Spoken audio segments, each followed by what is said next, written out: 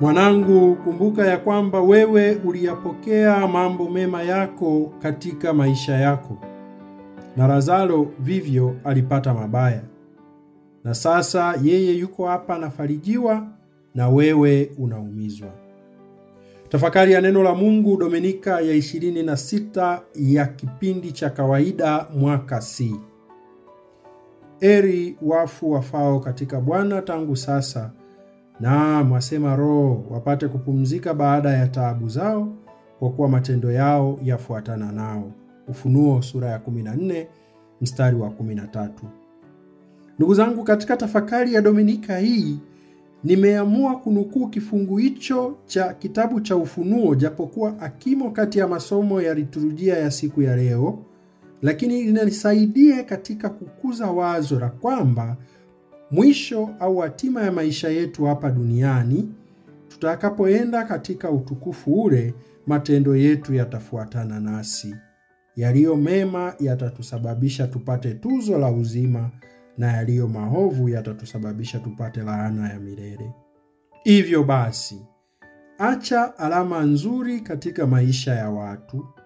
Upendo unalipa, ubinafsi unatia hasara. Katika somo la kwanza la siku ya leo, kitabu cha nabii Amosi sura ya 16 mstari wa 14, mstari wa kwanza na mstari wa 4 hadi wa 7. Amosi hafurahishwi na ustawi uliopo katika jamii ya wakati wake, kwa kuwa uliambatana na kunyonywa kwa wengi, hususani maskini na wanyonge, na waliojinufaisha na uonevu huo ni matajiri wachache na wale wa tabaka la watawala waliokaa Samaria. Amosi anatabiri kuwa kutokana na unyanyasaji wanaofanyiwa maskini hao watawala watakuja kuangukia mikononi mwa Waashuru, ambao watawafanya kuwa mateka, nao watawala hao na hao matajiri watateseka na kunyanyasika. Ndugu zangu, Mungu ambaye hupenda watu wote waokoke, apendezwi na maisha ya unyonyaji na maisha ya matabaka. Hushuka na kuwatetea kwa haki na kuwatenda kwa haki hao watendao dhambi na wasiozitii amri zake. Sisi je, hatunyonyani? Hatutendeani kimatabaka? Hatuwatwiki watu mizigo mizito tusiyoweza kuichukua sisi wenyewe? Serikali yetu je? Viongozi wetu je? Na sisi wenyewe, kila mmoja ni kiongozi kwa nafasi yake, kwenye familia, kwenye jamii yako, kwenye kazi yako, kwenye biashara yako, unatenda haki au unawanyonya watu? Kwenye utawa wako, kwenye upadre wako, kwenye wanafunzi wako, je, unatenda haki au unawanyonya watu? Pale unapotumia vibaya nafasi labda pengine ya kusoma, unafanya mambo mengine, uone kama ni uonevu na kuwanyonya wale wanaokugharamikia katika kusoma? Hakika Mungu hujibu kwa wakati. Ndugu zangu, tunafahamu katika jamii yetu kumekuwa na matukio hata ya unyanyasaji kwa wanawake na watoto. Mungu amejibu. Sasa tunaona watu mbalimbali wakitetea haki za makundi hayo. Katika somo la pili la siku ya leo, waraka wa kwanza wa Mtume Paulo kwa Timotheo sura ya 6 mstari wa 11 hadi wa 16, Paulo anamweleza Timotheo jinsi inavyompasa kuishi yeye kama mtumishi wa Mungu. Timotheo, yani aungame imani yake na kumuiga Yesu katika maisha ya kila siku. Huo ndio mwaliko kwetu sisi wa Kristo. Somo hili linaanza na kusema, wewe mtu wa Mungu uyakimbie mambo hayo, ukafuate haki, utauwa, imani, upendo, saburi, upole. Mambo gani ambayo tunaalikwa kuyakimbia? Hayajatajwa katika somo hili, lakini unaweza ukayasoma katika waraka huo wa kwanza wa Mtume Paulo kwa Timotheo, kuanzia sura ya kwanza hadi sura hiyo ya 6 mstari wa 10, yani mstari mmoja kabla ya huu wa leo linapoanzia somo la leo. Lakini mambo hayo ni yale yaliyo kinyume na haki, kinyume na imani, kinyume cha utauwa, yani uadilifu, yaliyo kinyume na upendo na saburi. Ndio maana sisi kama watu wa Mungu tunatakiwa kukiuka, kutoyafanya mambo yaliyo kinyume na haki, yaliyo kinyume na imani, yaliyo kinyume na upendo, yaliyo kinyume na utauwa, yaliyo kinyume na uvumilivu na hiyo saburi.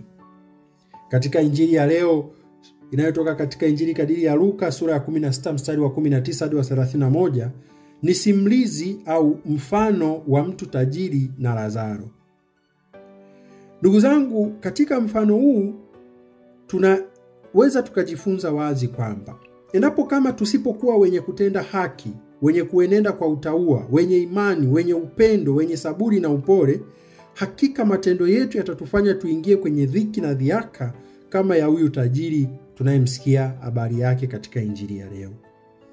Kadiri ya simulizi hili, tajiri huyu hatuelezwi kwamba alivunja amri za Mungu wala za kanisa zote zile tunazozifahamu. Na wala haisemwi kwamba Lazaro pengine alizishika kuliko huyu tajiri na ndio maana yeye yupo mbinguni na tajiri akwenda mbinguni.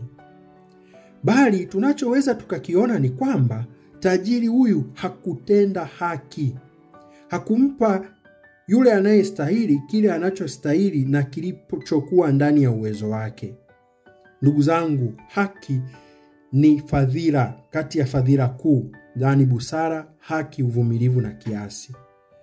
Tajiri alipaswa kumpa Lazaro yale ambaye yalikuwa ndani mwake, kumsaidia huyu maskini, kwa sababu yeye tajiri alikuwa na uwezo na huyu maskini hakuwa na uwezo. Katika maadili yake, tajiri huyu hakujali utu wa watu wengine. Tukitafakari kiundani tunaona wazi alizidiwa hata na mbwa waliokuwa karibu ya huyo maskini Lazaro kuliko yeye tajiri, ambaye Lazaro wala hata hakuingia ndani, bali alishinda akikaa mlangoni pa tajiri, na wala hakupata chochote kutoka kwa tajiri huyo, kwani tunaambiwa alitamani hata kujishibisha kwa makombo yaliyoanguka kutoka katika meza ya tajiri. Upendo kwa Mungu na kwa jirani haukuonekana ndani ya moyo wa huyu tajiri. Lakini je, Lazaro kwa sababu tu ya kuwa maskini alionyesha upendo huo? Bila shaka. Mungu ni upendo. Mungu amechagua kukaa kati ya maskini. Mungu amechagua umaskini. Mungu tunaweza tukasema kwa maneno mengine ni maskini, na amekuwa maskini ili sisi tuwe matajiri, kama anavyotufundisha Mtume Paulo katika waraka wake wa pili kwa Wakorinto sura ya 8 mstari wa 9. Anasema, maana mmejua neema ya Bwana wetu Yesu Kristo jinsi alivyokuwa maskini kwa ajili yenu, ingawa alikuwa tajiri, ili kwamba ninyi mpate kuwa matajiri kwa umaskini wake. Mungu amechagua umaskini. Ndugu zangu, tunapowatendea maskini kwa ukarimu, tunamtendea Mungu. Lazaro, kwa kadiri tunavyoweza kuliona simulizi hili, hatuambiwi kwamba alimuibia tajiri. Hatuambiwi kwamba alilazimisha kupewa haki yake kutoka kwa huyo tajiri au kwa watu wengine. Hatuambiwi kwamba alitumia mabavu kupata mali au alitumia nguvu kupata utajiri. Tunaambiwa Lazaro alikuwa ameketi. Bila shaka, huko kwamba alikuwa ameketi mlangoni pa tajiri ni ishara ya uvumilivu wake, ambayo tunaweza tukaiona alikuwa ameketi kama kile tunachofundishwa na Zaburi ya 62 mstari wa 1 hadi wa 2 na ule mstari wa 5. Alikuwa ameketi kama mtu ambaye anasema, nafsi yangu yamngoja Mungu peke yake kwa kimya, wokovu wangu utoka kwake. Yeye tu ndiye mwamba wangu na wokovu wangu, ngome yangu, sitatikisika sana. Nafsi yangu umngojee Mungu peke yake kwa kimya, tumaini langu utoka kwake. Ndugu zangu, Lazaro huyu bila shaka alikuwa na unyenyekevu na kumtumainia Mungu. Ndugu zangu, tunapaswa na tunaalikwa kuwa wanyenyekevu na kumtumainia Mungu, kuwa wavumilivu na kukubali unyonge kwa utii, kuwa na uaminifu na upendo bila ubaguzi. Ndugu zangu, tutalipwa kulingana na matendo yetu. Wakati ni ukuta na majuto ni mjukuu. Tajiri huyu akiwa kule Jehanamu anatamani hata kuwa karibu ya Lazaro, lakini katika maisha yake hakutamani kuwa karibu na Lazaro, kwani yeye aliishi vizuri na Lazaro aliishi vibaya. Baba Ibrahimu anamwambia, wewe ulipata mema yako katika maisha na Lazaro anapata hivi. Hivi wakati ni ukuta na majuto ni mjukuu. Tutumie wakati huu wa sasa kujipatanisha na kuwa rafiki za Mungu, na Mungu amekubali kukaa kwetu kwa kupitia nafsi za wanyonge na maskini. Tujishushe, tuwe wanyonge, tuwe maskini, na tuwasaidie wengine wenye mahitaji yote. Ibrahimu anaponukua anasema, wapo Musa na manabii wasikilize wao, maana hawatoshawishiwa hata mtu akitoka kwa wafu.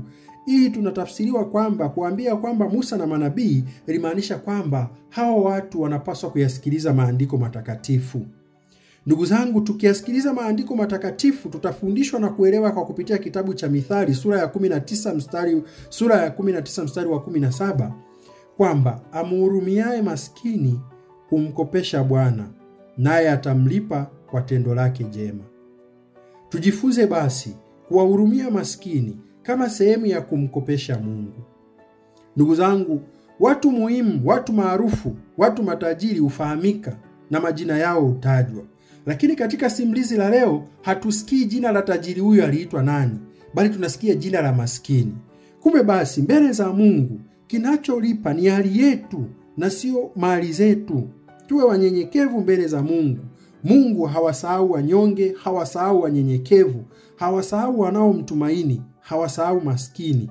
Uwafahamu, tunaambiwa hadi jina la huyo maskini aliitwa Lazaro, ambayo maana yake ni Bwana anakusaidia. Lakini tajiri hatuambiwi jina lake. Lakini ulimwenguni humu, kwa kuwa wanajiona wanamiliki mali, wanafahamika na wao ni maarufu zaidi kuliko hata wakati mwingine kuliko hata Mungu mwenyewe.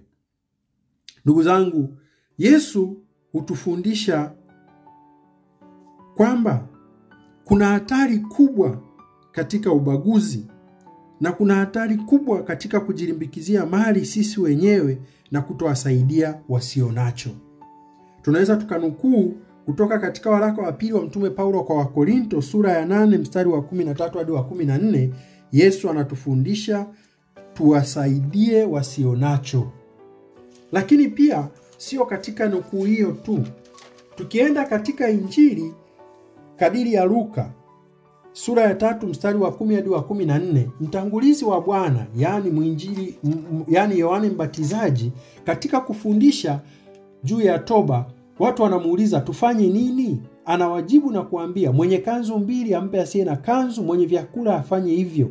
Na watoza ushuru wanakuja na kumuuliza, mwalimu tufanye nini? Anawaambia, msitoze zaidi kuliko mlivyoamriwa, msinyonye yani watu wengine, wala msimdhulumu mtu, wala msimshtaki mtu kwa uongo, mtoshewe na mishahara yenu. Unaweza ukarejea Luka sura ya 3 mstari wa 10 hadi wa 14.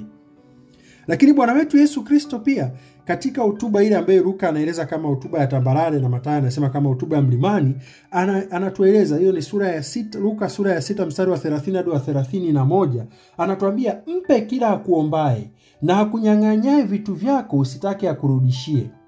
Na kama mnavyotaka watu wawatendee ninyi, watendeeni vivyo hivyo.